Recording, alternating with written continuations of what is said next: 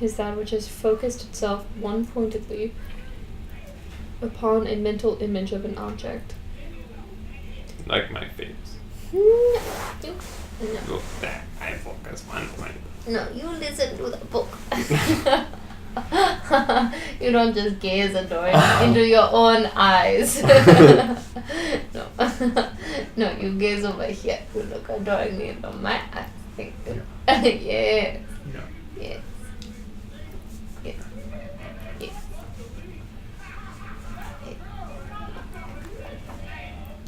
The undistracted mind is that which has focused itself one-pointedly upon a mental image. Contemplation of... No. This one. Oh, that one. No. Contemplation upon the true reality is an act of a discerning intellect. Therefore, all qualities of Mahayana and Hinayana should be attained through the joint application of the one-pointed mind and discerning wisdom. The third Bhavanakrama sums it up. The illuminated conqueror showed the different immeasurable and inconceivable absorptions of the bodhisattvas. Since tranquility and insight embrace all absorptions, the path of their joint application should be described.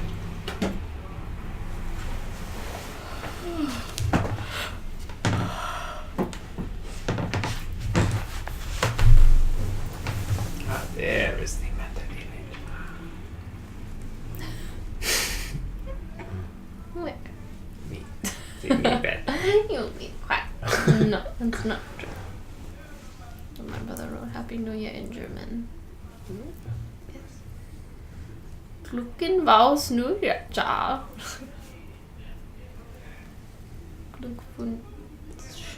Glückwunsch neues Jahr. No. Alles Gute zum Geburtstag. Alles Gute zum Geburtstag. Oh, that's good. I will make a group message for my family. Given that I am the patriarch. Right.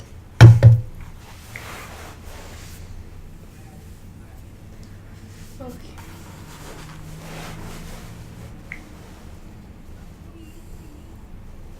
Chapter 1, the ordinary meditation of tranquility and insight. This section is comprised of 7 divisions. 1, the cause of tranquility and insight. 2, the elimination of hindrances to tranquility and insight.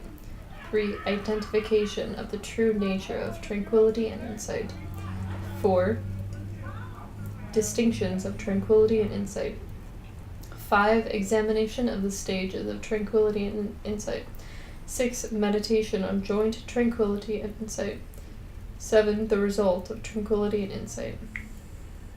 1, the cause of tranquility and insight. The Samdhinirmochana Sutra states, Maitreya, illuminated conqueror, what is the cause of tranquility and insight? Well, when I get my... No, it is not a question for you. You be quiet. The Buddha answers, not Christian people. Oh, sorry, I thought you were joking. You be quiet and listen to the holy scriptures. The Buddha says, to Maitreya, tranquility arises from the purity of moral discipline, insight from hearing and examining. The revered Gampopa spoke of this in a similar manner. Tranquility is said to arise from a guru's spiritual blessing, the interaction of a good cause and condition, ever-growing virtues, and the purification of defilements. This is applicable to insight as well. That is different.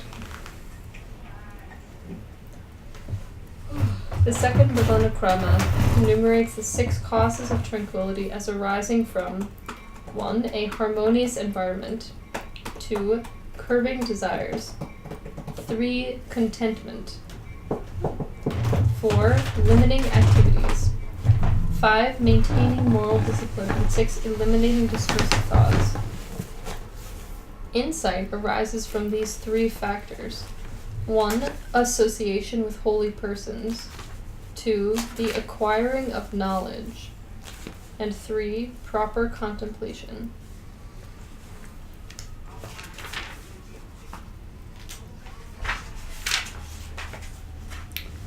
Prasangika Madhyamaka. The Prasangika Madhyamaka demarcate the two truths by distinguishing between the bewildered intellect and the unbewildered intellect. The dichotomy between subjective consciousness and objective data never appears within the range of the meditative absorptions of sublime bodhisattvas and the all-knowing pristine cognition of the Buddhas, just as dreams are not perceived when one is not asleep.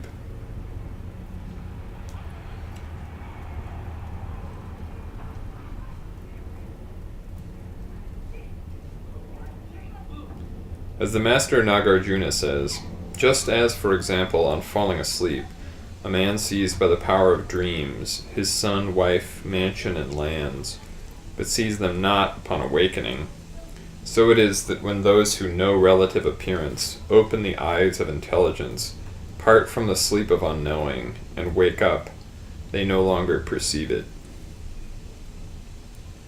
The subjective entry into pristine cognition is also called quiescence. And when all the conceptual elaborations of mind and mental events have been interrupted and obstructed, that which abides in the cessation of supreme quiescence, the expanse of reality free from all thoughts and expressions, is called the reality of unbewildered intelligence. Chandrakirti has explained, thus, because reality is uncreated, intellects too are uncreated. Therefore the reality known within the contents of these intellects is known conventionally in a manner, for example, of the mind which correctly cognizes its object on the emergence of objective sensa.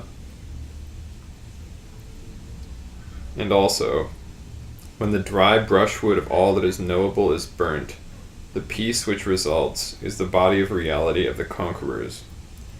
At that time there is neither creation nor cessation, for the cessation of mind has been actualized by that body. So it is that this state is called the realization of ultimate truth, and the object of this realization is the fundamental abiding nature, the naturally pure expanse of reality.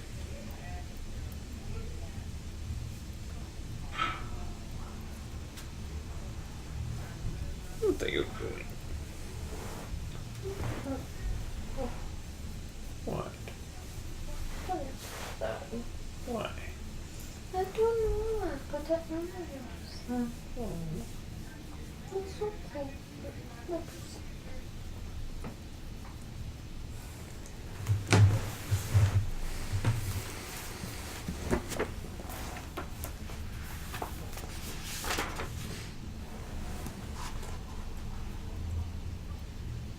The recognition of hindrances. Concerning tranquility, the Samdi Nirmochana Sutra states, Maitreya, illuminated conqueror, of the 5 hindrances, how many are hindrances to tranquility, how many to insight, and how many to both? Maitreya, tranquility is hindered by sensual incitement and resentment. Insight by sluggishness, drowsiness, and a doubt. No, don't say that. Both are fogged by craving and malignity. No. The Abhidharma Samukhaya states, what is sensual incitement? It is the mind that lusts after beautiful forms. Its function is to disturb the state of tranquility. Its function? This wandering thought, having focused itself upon an object of beauty, causes interruptions in maintaining the stability of mind. Resentment is formed by conscious or unconscious deeds of a positive or negative kind. It harbors indignance at some deeds, good, bad, or neutral, timely or untimely, worthy or unworthy, thereby settling the stability of mind. Hence it belongs to the category of delusion, ignorance. This lingering thought upon right or wrong, arising from positive or negative action, effectively disturbs the stability of the mind. What is sluggishness? It is that which renders the mind inactive and maintains distortions and secondary distortions. Hence it belongs to the category of delusion. What is sluggishness? It is heaviness of body and mind. It stupefies the mind, making both the body and mind unmanageable. Since sluggishness and dullness are considered alike, no separate comment has been made on dullness. Dullness occurs when the mind does not visualize clearly, like a blind man, a man in darkness, or one with his eyes closed. When the clarity of the mental image loses its sharpness on account of physical and mental lethargy, it is not quite the same as sluggishness. What is sleep? Sleep causes withdrawal of thoughts, good, bad, or neutral, timely or untimely, worthy or unworthy. The effect of sleep is the cessation of activity. Hence it belongs to the category of delusion. As stated here, sleep results in the loss of sensory functions, causing the meditator to lose his or her mental focus. What is doubt? It is having two minds about all aspects of truth, effectively preventing one from following the course of virtue.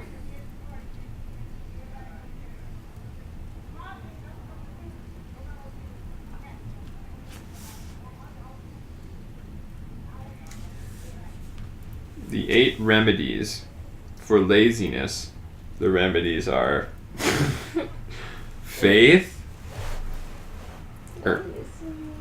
earnestness,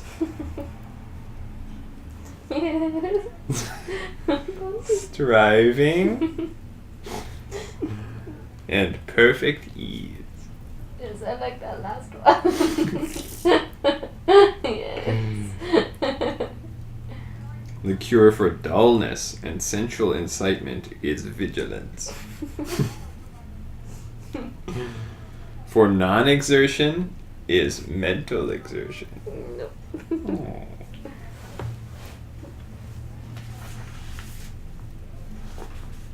What is the state of perfect ease? Tell me about that one. It is the suppleness of body and mind that pacifies harmful tendencies and hindrances. The evil tendencies of the body and mind make them uncontrollable. The power of perfect ease removes heaviness and other defects which hinder the practices of virtue from the body. Perfect ease makes the body light and controllable through bliss. This is how the body can be controlled. It also eliminates misery through focusing it on a mental object that produces joy, bliss, etc. This is how the mind can be controlled. Master Sthiramati says that mastery of the body eases physical activities and makes the body light. The docile mind is flexible and serene in contemplation. Possession of such a mind will enable one to contemplate without hindrance. Perfect ease cannot be obtained at the initial stage of meditation. It is achieved through continuous effort. At first, only a small measure of ease will be obtained. However, through persistence, this will increase until perfection is achieved. Yeah, long-term pursuit.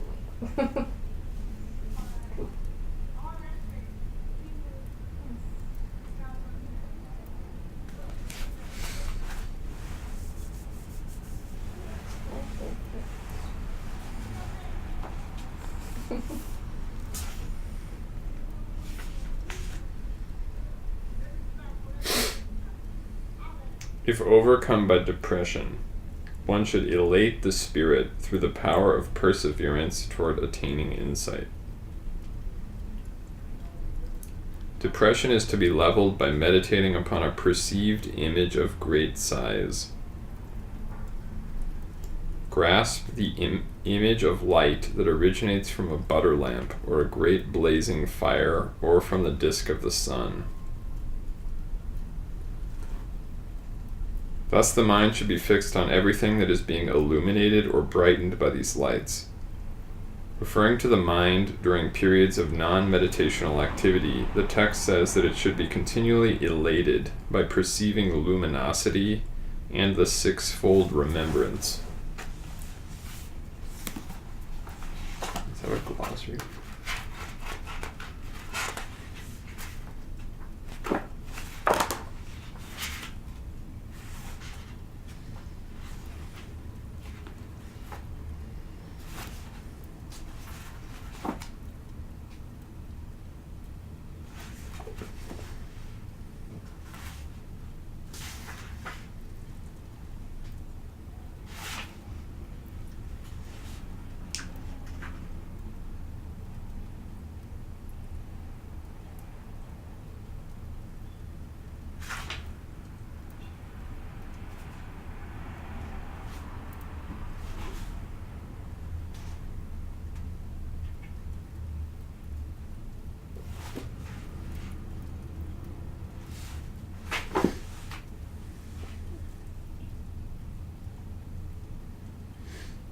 Dullness should be removed by contemplating its causes, sluggishness and sleep. It can be cleared by strolling, watching the moon and stars, or washing one's face. I'll go get some water. You want water? To splash my face with. What is wrong with you? I don't know. I don't feel very good. I'm tired. My head hurts a little bit. I don't know. It's basically confused. I think you're in a hangover, a Buddhist hangover, from my successful ridicule of your precious doctrine. Do you mean me existentially in my relation to Buddhism? Or explaining how I am in relation to Buddhism?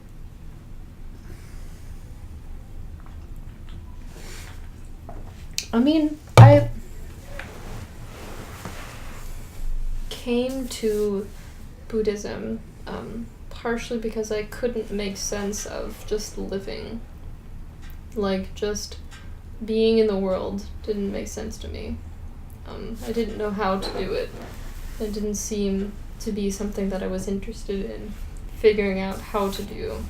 It seemed inherently wrong. And then, rather than kind of trudging through that, I, escaped it as best I could by, going to Arizona. And I've been doing that a number of different ways. And then, that path kind of exploding under my feet, which is really just what I did. I shouldn't have expected anything else. And I certainly did not have to go that route.